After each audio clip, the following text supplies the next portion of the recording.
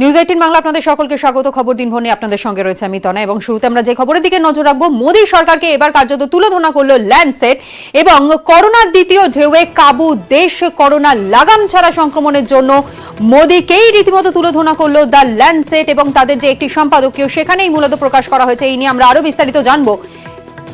তবে এই মুহূর্তে আমাদের সঙ্গে সরাসরি নিউজ রুম থেকে রয়েছেন আমাদের প্রতিনিধি রমানি। রমানি, ঠিক তোমার কাছ থেকে এখান থেকে স্পষ্ট করবার চেষ্টা করবো, সম্পাদকীয়তে ঠিক কি উল্লেখ করা হয়েছে?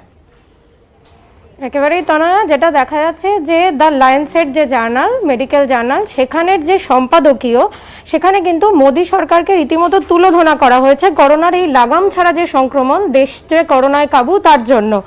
কেননা সেখানে ল্যান্ডসেটের সম্পাদকীয়তে বলা হচ্ছে যে কেন্দ্রের যে এই করোনা ঠেকাতে যে মনোভাব তা কিন্তু ক্ষমার অযোগ্য, কারণ কেন্দ্রের আত্মতুষ্টির খেসারত দিচ্ছে ভারত, এটাই সম্পাদকীয়তে লেখা আছে।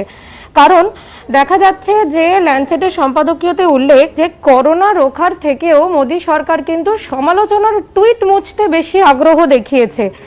স্বাস্থ্যমন্ত্রী জানিয়েছিলেন যে দ্বিতীয় ঢেউ, করোনার যে দ্বিতীয় ঢেউ শুরুর আগেই করোনার খেলা শেষ, এমনটাই স্বাস্থ্যমন্ত্রী দাবি করেন।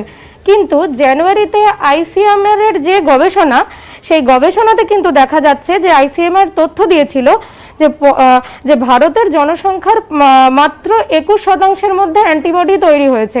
এখানেই প্রশ্ন যে তাহলে কি করে স্বাস্থ্যমন্ত্রী জানায় যে করোনার খেলা শেষ হয়ে গিয়েছে? এছাড়াও 1 অগস্ট থেকে ভারতে করোনায় মৃতের সংখ্যা 10 লক্ষ ছোঁবে, এমনটাই তথ্য দিয়েছিল institute for health metric and evolution.